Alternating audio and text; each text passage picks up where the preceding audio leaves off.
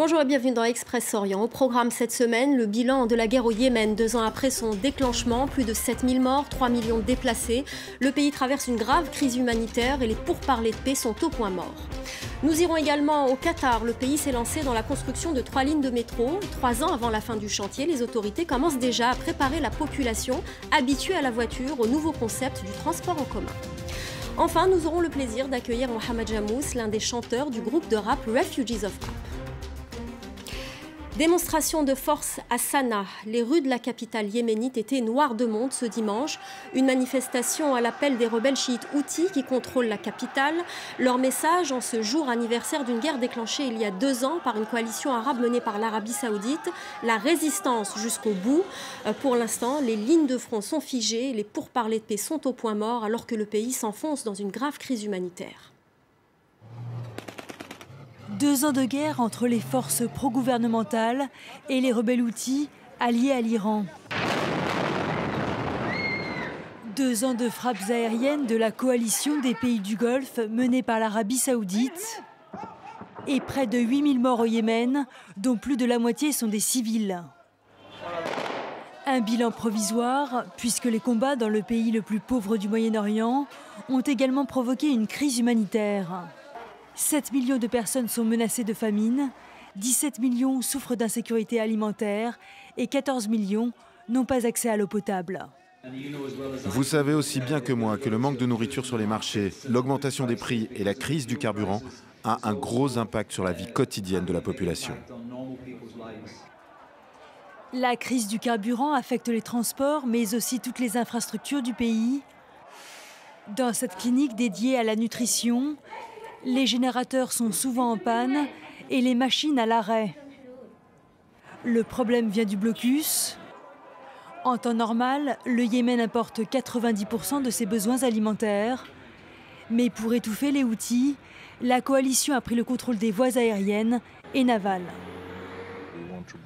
Nous essayons d'apporter d'importantes quantités de médicaments à la population civile, mais c'est de plus en plus dur d'y avoir accès. D'après l'UNICEF, près d'1 demi-million d'enfants souffrent de malnutrition aiguë. Le nombre d'enfants blessés et recrutés dans le conflit a aussi presque doublé en 1 an. Certaines ONG parlent déjà de générations perdues. On en vient à ce procès en Égypte. 56 passeurs ont été condamnés à des peines allant jusqu'à 10 ans de prison pour leur rôle dans un naufrage. Le 21 septembre 2016, un bateau de pêche avait chaviré au large de la ville de Rosette, au nord de l'Égypte, avec 450 migrants à son bord. Au moins 200 avaient péri. Depuis la fermeture de la route des Balkans et le chaos en Libye, l'Égypte est devenue un point de départ des migrants vers l'Europe. Mais lorsqu'ils parviennent à destination, leur rêve se transforme souvent en cauchemar. Laure Wagner et Yuka Royer. Le fils de Seham Hamdi est parti sans lui dire au revoir. Avec d'autres jeunes, il a quitté le village cet été, direction l'Italie. Pendant 2 jours, personne n'a pu me dire où il était. Puis des gens sont venus me voir et m'ont dit que mon fils était allé en Italie, sur un bateau. J'ai demandé pourquoi. Ils m'ont dit qu'il ne trouvait pas de travail ici et ne pouvait pas gagner sa vie. Quelques mois plus tard, sa famille a enfin eu de ses nouvelles. Il m'a appelé il y a 2 mois et m'a annoncé qu'il était en prison. Il ne savait pas pourquoi. Il pleurait, il a dit qu'il allait nous rappeler dans 15 jours, mais ensuite, nous n'avons pas eu de nouvelles. Dans ce village de pêcheurs près d'Alexandrie, les jeunes partent en masse. Ils espèrent rejoindre les côtes italiennes et refaire leur vie en Europe. Tous sont prêts à payer plus de 1000 $ des passeurs pour traverser la mer Méditerranée dans des embarcations de fortune. Les passeurs entassent plus de 300 ou 400 personnes dans un bateau, plus petit que cette pièce. Une traversée au péril de leur vie. Beaucoup finissent noyés dans les eaux de la mer Méditerranée. Quant à ceux qui rejoignent les côtes italiennes sains et saufs, ils finissent souvent en prison avant même de mettre pied à terre. C'est le cas de Mostafa Al-Saïd, qui a passé plus d'1 an dans les prisons italiennes. Un séjour qui n'a, semble-t-il, pas dissuadé le jeune Égyptien. Je suis arrivé 2 fois en Italie. Et comme tous les jeunes qui n'arrivent pas à travailler ni à gagner leur vie, j'essaierai d'y retourner. Depuis plusieurs années, des milliers de migrants tentent de traverser la mer Méditerranée pour rejoindre l'Eldorado européen. Ils sont de plus en plus nombreux à venir d'Égypte, où les jeunes sont confrontés à la pauvreté et au chômage. Selon l'agence Frontex, plus de 12 000 migrants sont passés par l'Égypte avant d'arriver en Italie entre janvier et septembre 2016, soit près du double par rapport à l'année précédente. En 2020, le Qatar inaugurera son premier réseau de transport public, une mise en service qui interviendra 2 ans avant le coup d'envoi de la Coupe du Monde de football. Le projet est pharaonique, son coût 18 milliards de dollars pour 3 lignes de métro souterrains construits simultanément. Mais le plus dur est à venir, car une fois construit, les autorités qataries devront convaincre la population de le prendre. Dans cette salle de classe, on forme des Qataris à utiliser le métro.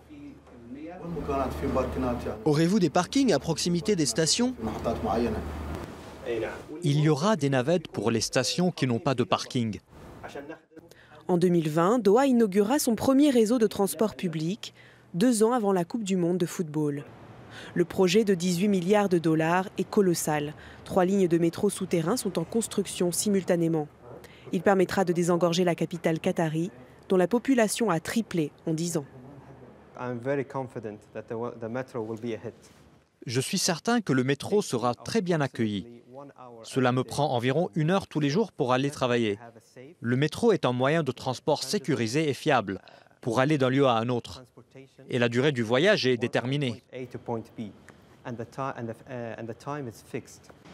Pour que le succès soit au rendez-vous, Qatar Rail, l'entreprise gouvernementale qui chapeaute le projet, et le ministère de l'Éducation ont lancé un vaste programme de sensibilisation. Ils s'immiscent même dans les manuels d'anglais, de maths et d'informatique. Changer la culture prendra du temps. Le ministère de l'Éducation a commencé à communiquer des informations avec Qatar Rail. Nous avons commencé à donner des présentations. Nous leur parlons des points les plus séduisants. L'intérêt est aussi sécuritaire. Chaque mois, une vingtaine de personnes meurent sur les routes qataries sur une population de 2 millions d'habitants. Le ratio est 4 fois plus élevé qu'en France et le programme de sécurité routière qatari a pour objectif de diviser ce chiffre par 2. Mais faute de réseau de transport fonctionnel, la voiture reste pour l'instant le moyen de locomotion le plus utilisé. Je crois que je prendrai le métro, comme les Philippins, les Indiens, les Népalais, parce qu'ils n'ont pas de voiture. Comme pour les autres travaux engagés par le mondial de football, les autorités espèrent que ces infrastructures coûteuses seront utilisées même après la compétition. Mais ce sont les habitants les plus défavorisés qui semblent les plus intéressés. Et nous avons le plaisir de recevoir sur notre plateau aujourd'hui Mohamed Jammous, membre du groupe Refugees of Rap. Merci d'être avec nous. Je rappelle que vous êtes donc membre de ce groupe qui a été créé à Yarmouk, un camp palestinien près de Damas, en Syrie. Vous êtes en France aujourd'hui parce que vous avez quitté la Syrie après avoir critiqué le régime syrien. Je vous propose d'écouter un extrait de votre morceau Ayyam al-Ghurba et ensuite on revient vers vous. نوم صار إلي حلم حضر بحر وانا راكب في بلم شاطر مين بدا يعمل عنا فيلم عايش بعالم مالي شايف فيه غير الظلم ظلم ظلم للإنسان عالم محكوم من الشيطان طمع تعريس وإدمان أخش لي ده الزمان بتكون منيح مع الناس بيركبوك بتكون عرصة معهم بيحترموك جينا من عالم ثالث من كم باليرموك عالم بارد كم في محروق. Alors tout d'abord, comment vous est venue cette passion pour le rap? Est-ce que le contexte politique et la guerre vous ont poussé vers ce style musical? En fait, quand on a commencé à écouter le rap en 2004-2005, ça nous a inspiré parce qu'on a senti en fait l'aspect rebelle dans ce style. Surtout qu'en fait la musique arabe c'est normalement cadré. T'as pas le droit de parler tout le temps de la politique et de critiquer par exemple la société. Et ça nous a inspiré. On a senti la rage dans cette musique. Et déjà, il y avait des problèmes sociaux chez nous et tout. Et ça nous a inspiré en fait à commencer ce style. Et on a aimé, surtout, on a aimé aussi. Est-ce qu'aujourd'hui, vous êtes en France, donc je le rappelle, vous êtes réfugié en France. Est-ce qu'il est plus difficile de parler de la Syrie, de critiquer le régime syrien quand on est loin? Est-ce qu'on est moins crédible ou est-ce qu'on est toujours aussi crédible quand on est un groupe de rap? En fait, c'est une bonne question parce que quand tu es loin de la Syrie, tu es loin en fait de ce qui se passe. Tu n'es pas en fait sur place. Ça t'éloigne en fait un petit peu de ce qui se passe. Mais en même temps, avec les réseaux sociaux et tout, on arrive à en fait savoir tout ce qui se passe et contacter nos amis qui sont encore là-bas.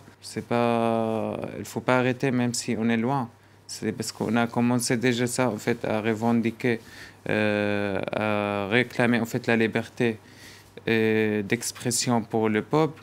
Et si on est parti, on est arrêté comme si on n'a rien fait au début. Alors, quel est votre message pour la Syrie aujourd'hui? Moi, en fait, tout ce que j'espère, d'arrêter le collage de sang, de sauver les gens qui sont restés, les enfants d'abord. Et après, moi, je vois pas du tout les solutions, c'est le régime, il va rester. Parce que c'est en fait le problème principal en Syrie. Quelle est votre actualité? Vous allez sortir un morceau de rap avec un rappeur français et un nouvel album cet été. Vous pouvez nous en parler? En fait, on a collaboré un morceau avec un rappeur français, s'appelle Boussé. Et ça parle en fait de l'exil, des réfugiés. Parce que vu qu'on est maintenant en France, on est en exil. Ça nous a inspiré aussi d'écrire quelque chose sur les réfugiés et tout ça. Et cet été aussi, on va sortir notre 3e album, mais on n'a pas encore précisé la date.